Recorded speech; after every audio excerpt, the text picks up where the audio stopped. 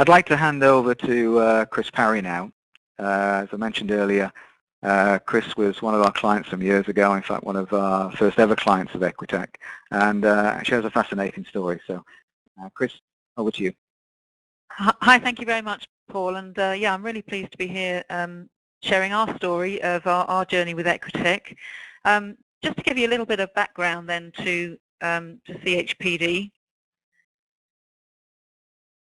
We set the company up in the mid-90s, and our focus was very much on developing leaders, particularly leaders that could run large global organizations in complex dynamic environments.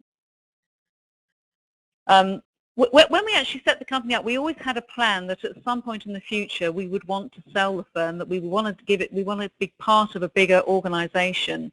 And because of that, we actually had made some quite good decisions in the way we ran the company, but to be honest, that was more by luck than judgment. The truth is we didn't really have any idea about how you go about very explicitly building equity value.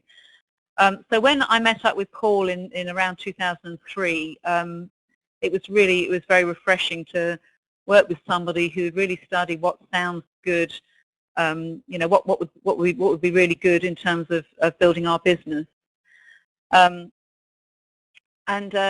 working with him, it was a very positive experience.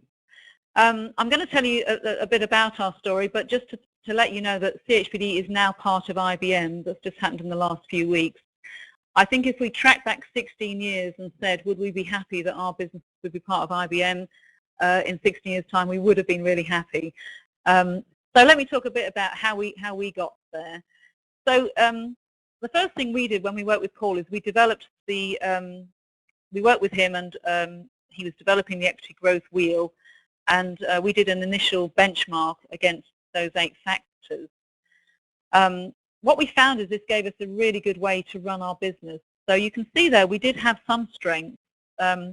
We actually had some fantastic clients. We've always had blue chip clients, partly because in the very early days of our business we partnered with a much bigger firm who really leapfrogged us up into the higher echelons that we couldn't have got to on our own. So we've always had good clients. We've always had a really good core of people. And we were based on some very strong IP because our research had been conducted at the London Business School. And my own background was in a large bank. So we had some very good products. But actually there were some huge gaps in the way that we were running our business. I'm going to take you through just the highlights of the things we worked on, but the first major area we felt we had to address was our sales and marketing. So just to give you a flavour of what we had been doing, we were very much based on word of mouth, relationships. It was very founder-led. We did run some seminars, but we really didn't do any active marketing. We found our work just coming to us, but what we were finding is it was getting very hard to predict our future volumes, to grow, and to really scale up. So we came up with this concept working with Paul of these 2 triangles. The first one was looking at lead generation. So what we kind of had in our head is that we wanted to build this broad community of people that would you know, would be interested in CHPD at some point, would want us. And we used a lot of PR, web marketing. This is really in the days before social media, but certainly now we would be really hammering the social media part as well to build up this community. What then we then had a concept of is people that as they moved up that hierarchy, we would start targeting them more specifically with particular events or particular products or offers that we thought would be of interest to them. And then the one-to-one meetings would be reserved for our hot leads, so that we weren't running around the country and indeed the globe making a lot of meetings that really were people that are much further down in that hierarchy. So that brought a discipline to our business that we really invested in and paid, and it did pay off very handsomely to us. Secondly, linking into that, we then looked at our revenue in a much more disciplined way. So we started looking at leads as in the early stages of conversion. of being opportunities. As they made their way up the hierarchy, they became strong leads, and then finally we would be looking at actually closing and converting those leads. Over the last few years of the business, we actually had somebody almost full-time working on this. He got very clever at looking at the metrics, of being able to predict what we needed in the pipeline to guarantee conversion. And by the time we sold the business, we were able to paint a very credible picture of our pipeline and how it would convert over the next 12 months. I certainly remember that when we very first met Paul, and he asked me some questions about our pipeline, and I couldn't even tell him what we would do in the current month, let alone the next 12 months. So that really gave us a huge strength, and was one of the big areas of our focus. Other areas of priority, well, we worked hard on our market proposition. For us, it was important to be able to translate what was very quite academic research into leadership, into something that people actually wanted to buy. And that had to be a kind of dynamic message. So in the early days when we were in the boom times, we were trying to sell a message that we were building high-performing leaders that would win the war for talent, because everyone was chasing small numbers of good people. When things were more turbulent, when we were more in a recession, it was more about building leaders that could manage turbulence, that could take you through a recession. So it's really about having a proposition that people want to buy, and being able to make sure you can flex that to the market conditions. The other area that we focused very heavily on was intellectual property, which, as Paul said, is not an easy thing to build in an HR consultancy. We had a lot going on when we set the business up, but a lot of it was in people's heads. So we spent time documenting that, getting articles written, making sure it was actually out of people's heads and into some central kind of database. We also spent a lot of time building up our own unique database of leadership profiles. So by the time we sold the business, we had more than 10,000 profiles. We were able to do a lot of number crunching on that. It became a very powerful, hard to copy competence that paid off very much over the years.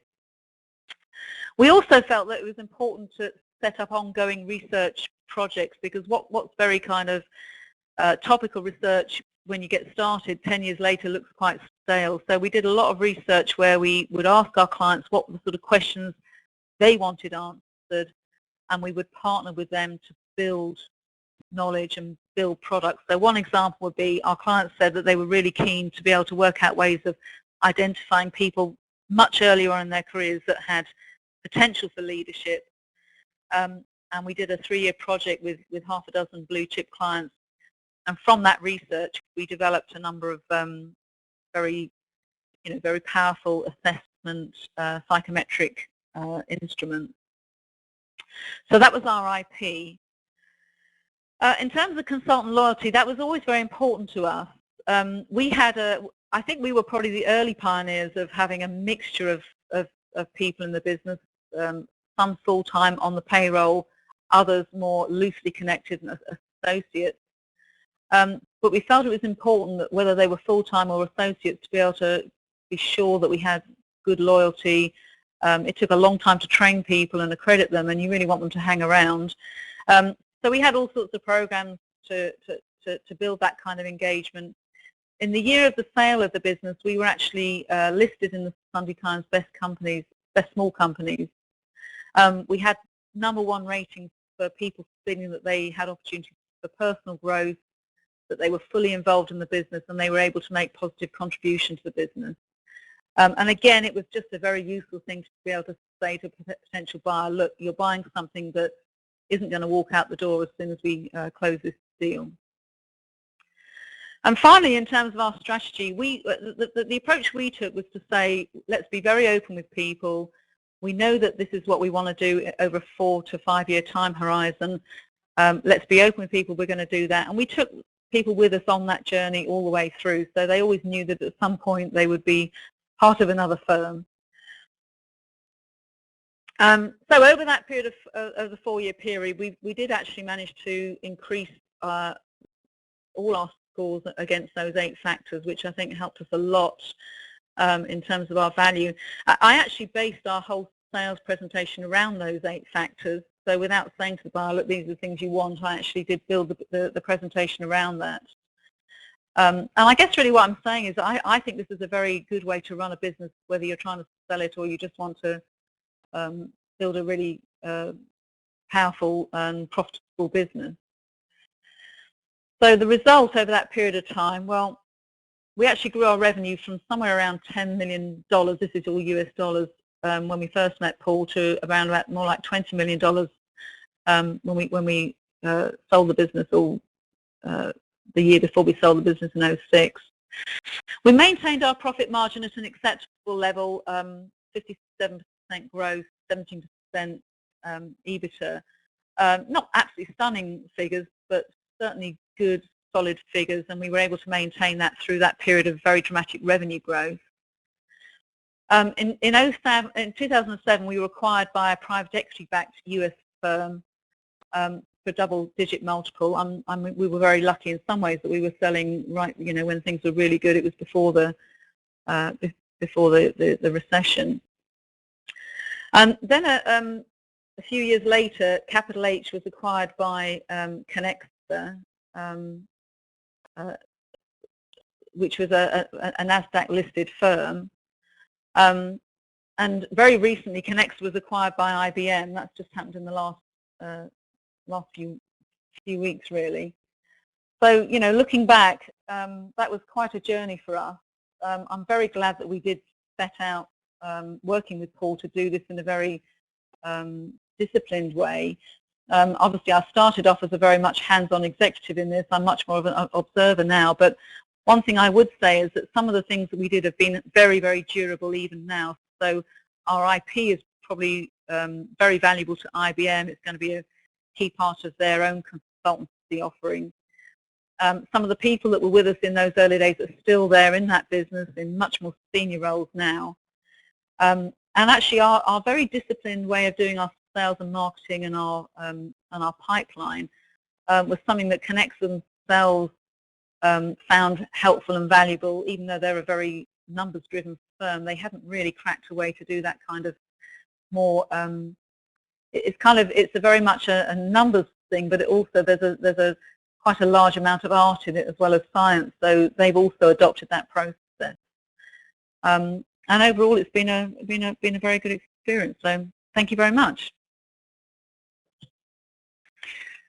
Chris, thank you. It's a great story, and I think Chris's firm, CHPD, was not only one of our first clients. I think you were actually our first client, and so it's a great success story. Great to see the firm now part of IBM, and I suspect that it'll probably stay there. There's not that many acquirers these days for companies like IBM, so a really good story. Chris, now